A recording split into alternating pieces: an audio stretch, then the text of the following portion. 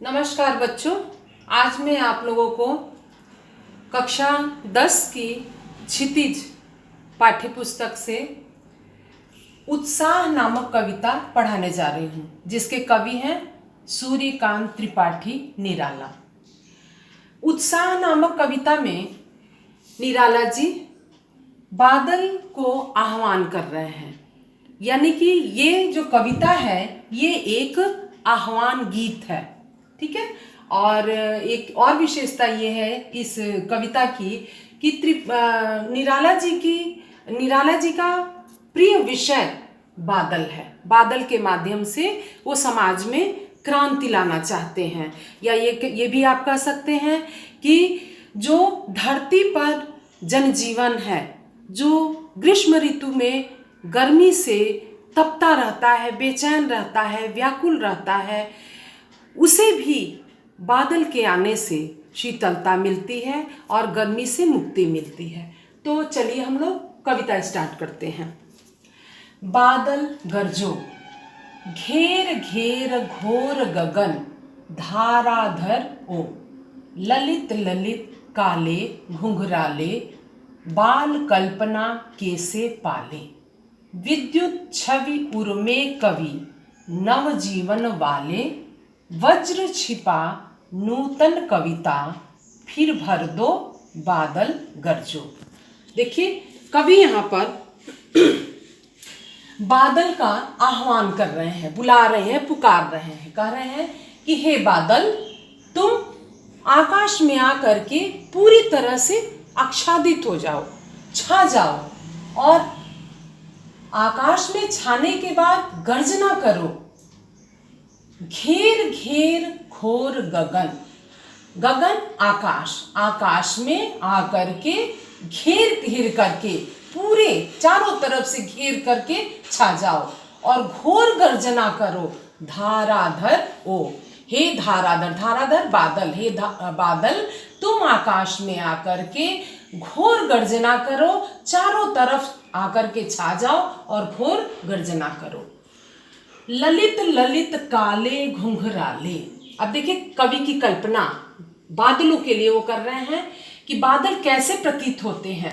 तो कह रहे हैं कि ललित ललित, ललित ललित मतलब सुंदर सुंदर बादल लग रहे हैं। कैसे लग रहे हैं? सुंदर सुंदर, अर्थात सुंदर लग रहे हैं। काले घुंघराले, घुंघराले बालों के समान काले काले सुंदर बादल आकाश में छाए हुए हैं। बाल कल्पना कैसे पाले, और वो बादल लग कैसे रहे हैं? काले घुंघराले बालों वाले। किसके?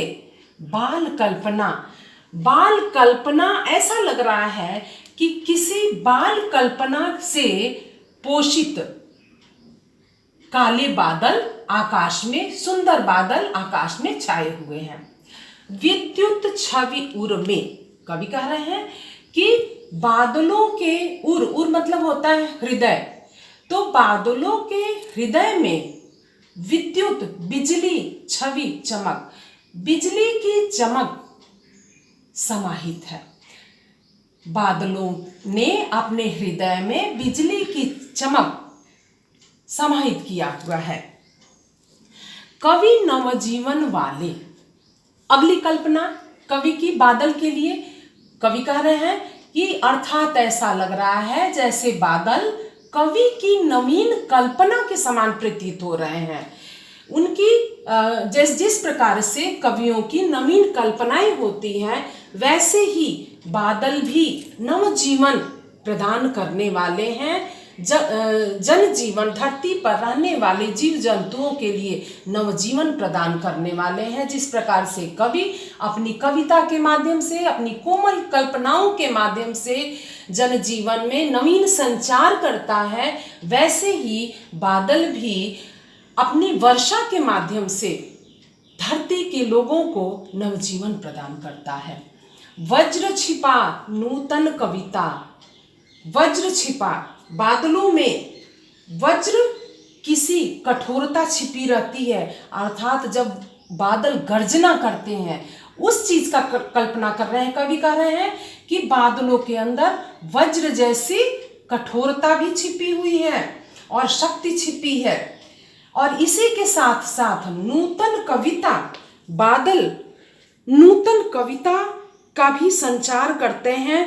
नवीन भावनाओं और कल्पनाओं के माध्यम से जनजीवन में नवीन चेतना भर देते हैं। तो कवि फिर से आह्वान कर रहे हैं कि हे बादल, तुम आओ, आकाश में छा जाओ और गर्जना करो, फिर भर दो नूतन कविता, फिर भर दो बादल गरजो। हे बादल, इस तपती हुई धरती पर आओ, आकाश में आओ और तपती हुई धरती को शीतलता प्रदान करो, नूतनता प्रदान करो। हे बादल, आओ और गरजो।